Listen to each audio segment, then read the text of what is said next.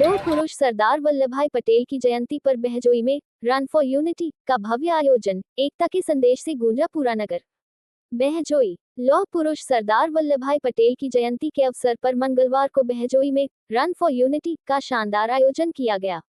कार्यक्रम में सैकड़ों विद्यार्थी, पुलिसकर्मी, अधिकारी, समाजसेवी और नगरवासी शामिल हुए। बहजोई की सड़कों पर देशभक्ति के नारे गूंजते रहे, एकता में शक्ति है, भारत माता की जय, वंदे मातरम। कार्यक्रम का शुभारंभ जिलाधिकारी गुलाब देवी, मंत्री भाजपा जिला अध्यक्ष नरेंद्र सिंह, बहजोई नगर पालिका अध्यक्ष राजेश शंकर, राजू परमेश्वर लाल सैनी ने हरी झंडी दिखाकर किया। बहजोई की स्कूलों के छात्रों के साथ साथ जिलाधिकारी, पुलिस अधीक्षक, मंत्री सभी लोग एचडी रिजॉर्ट पहुंची। बच्चों ने एचडी रिजॉर्ट तक दौड़ भी लगाई।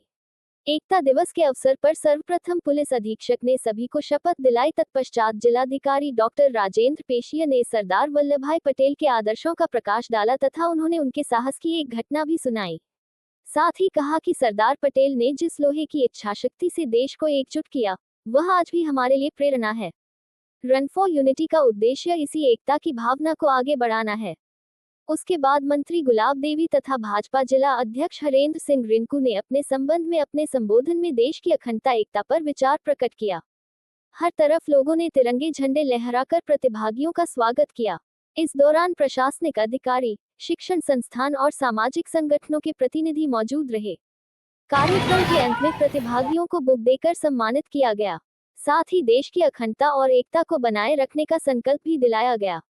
बहजोई नगर पूरे दिन राष्ट्र की एकता, अखंडता और गर्व के संदेश से गूंजता रहा।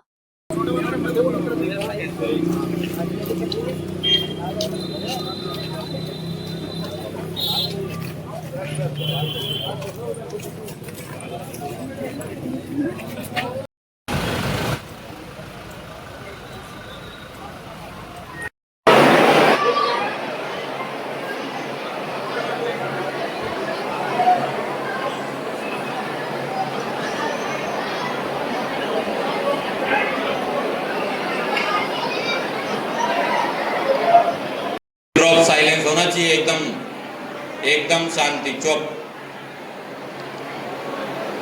अभी भी जबानें बंद नहीं।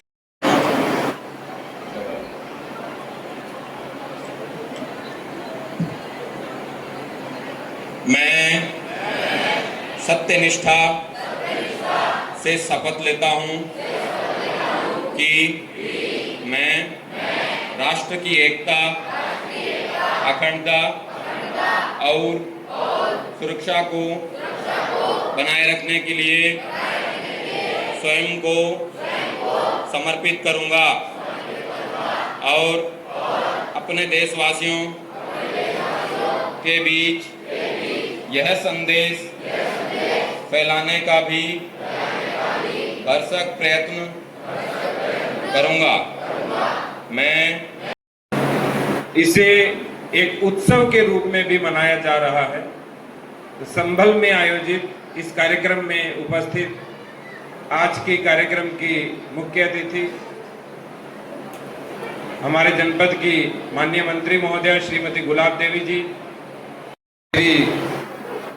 अरे मैं शिक्षक रहा हूं, यानी केवल सामान्य रूप से चल रहे हैं और बच्चे हाँफ जा रहे हैं सभी, और उसके बाद स्थिति ये हो गई कि वो उनको आगे दौड़ने की क्षमता ही नहीं है।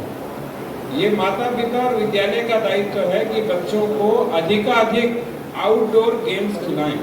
पढ़ाई से 1-2 घंटे का मुझे कोई फर्क नहीं पड़ता, लेकिन ये वो शारीरिक और मानसिक रूप से सुदृढ़ होगा तो वो हर जगह सफल हो सकता है।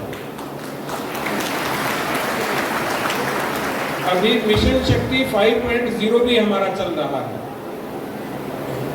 जिसमें नारी सुरक्षा, नारी सम्मान और नारी स्वावलंबन पर जोर दिया जा रहा है।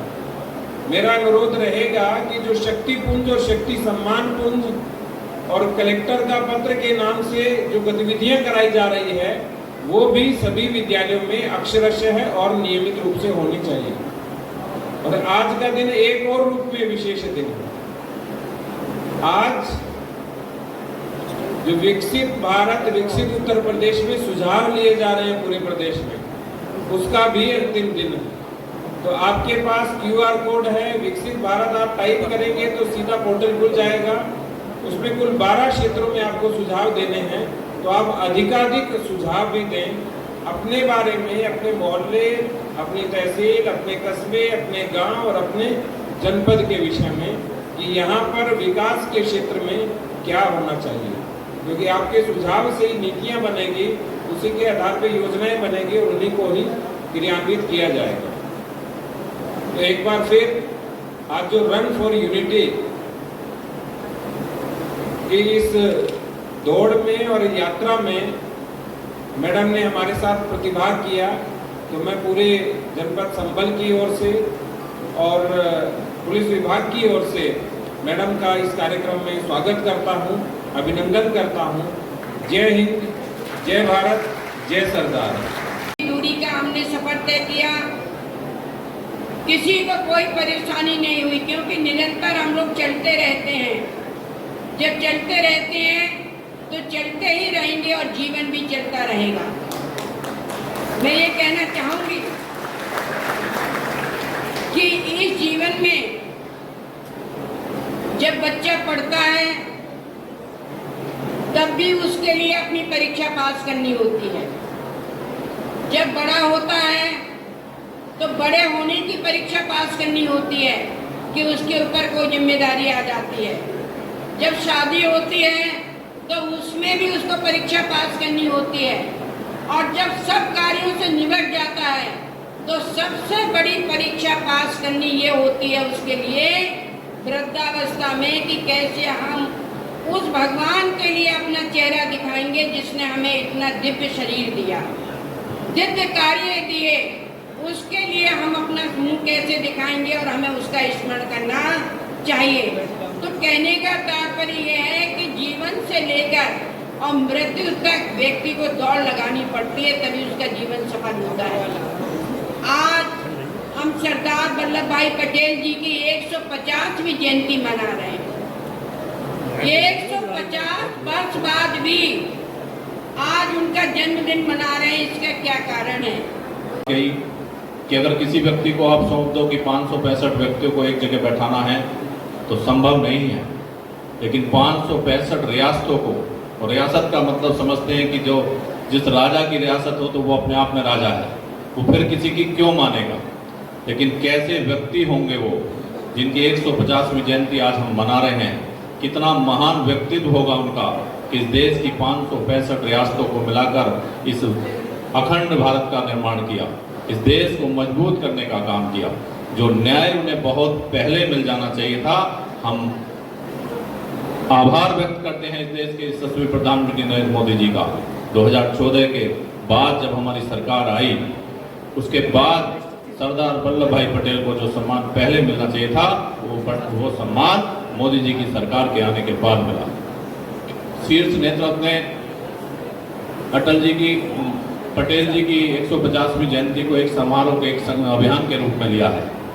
हमारी संगठन के कार्यकर्ताओं से लगातार बात हो रही है, बहन जी से बात हो गई। प्रत्येक विधानसभा में लगभग 5 से 10 हज़ार की संख्या का एक पदयात्रा निकलेगी। 8 किलोमीटर की पदयात्रा होगी, उसका रूट तय हो गया है। बैठ के उसमें सभी लोग इन्वॉल्व होंगे, प्रशासन के लोग भी उसमें लगेंगे, स्कूल के छात्र छात्राएं, एनसीसी के छात्र, सभी लोग लगेंगे। मैं आज इस सफल और बहुत ही अच्छे कार्यक्रम की अपने कप्तान साहब को, अपने समस्त पुलिस विभाग को, अपने डीएम साहब को, सबको बधाई देता हूं, और साथ ही इसी प्रकार के कार्यक्रम लगातार होते रहें, यही मैं इच्छा व्यक्त करता हूं। यहाँ उपस्थित समस्त अपने छोटे मोटे नन्हे मुन्ने बच्चों का, समस्त अपने पुलिस विभाग का, समस्त अधिकारियों का, भारतीय जनता पार्टी के कार्यकर्ताओं का, पदाधिकारियों का बहुत बहुत आभार व्यक्त करता हूँ। भारत माता की।